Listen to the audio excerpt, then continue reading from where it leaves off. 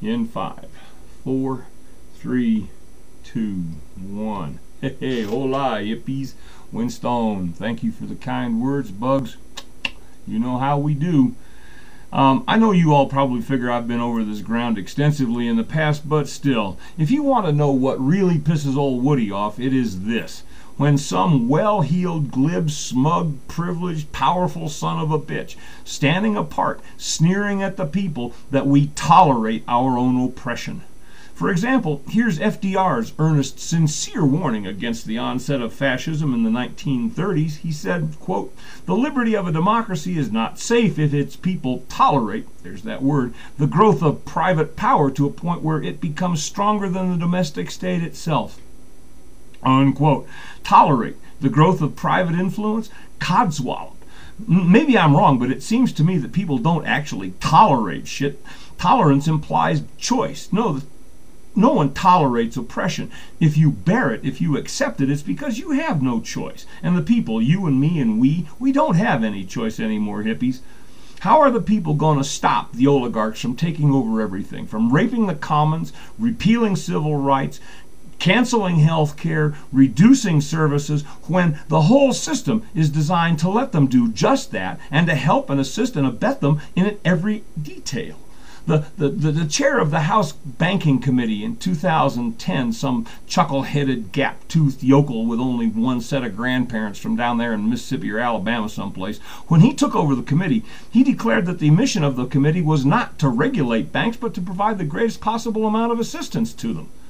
I, for one, wish that, just one time, some of these pious, well-meaning, unctuous, public-spirited, rich, powerful, scolding bastards who get elected promising to protect average citizens, just once, I want one of them to specify how, within or without the scope of the law and custom, the people, us, are supposed to resist the powers of privilege that are always trying to overturn public sovereignty and to dominate the state, and then offer to lead the movement. But no matter of their brave, hortatory, inspirational rhetoric, when it comes down to throwing the sons of bitches, money-grubbing, environment-raping, genetically modifying, shale-fracking, union-busting corporate capitalists out on their asses, our leaders, the so-called populists included, always seem to be on vacation or otherwise engaged. Well then, you say, we gotta change the system. But how, I ask? All legislative options are already foreclosed by the very people whose votes we would need to do anything legally. Electing better candidates? Well, 50% of the country proclaims an unshakable faith that dinosaurs and men trod the earth together, so I'm not optimistic. It seems to me that the only way to stop these sons of bitches is the old-fashioned way. We got to break out the tumbrils and the old donkeys and sharpen up that blade and round these sons of bitches up and shorten them all by about a foot. Top down. If there were some other less gruesome solution, some other way to prevent the unscrupulous psychopaths from amassing dangerously huge fortunes and using and abusing them to gang rape the polis, well, I'd prefer that, of course, but none immediately recommends itself, so it seems to me we are left with but one expedient, and that is off with their fucking heads.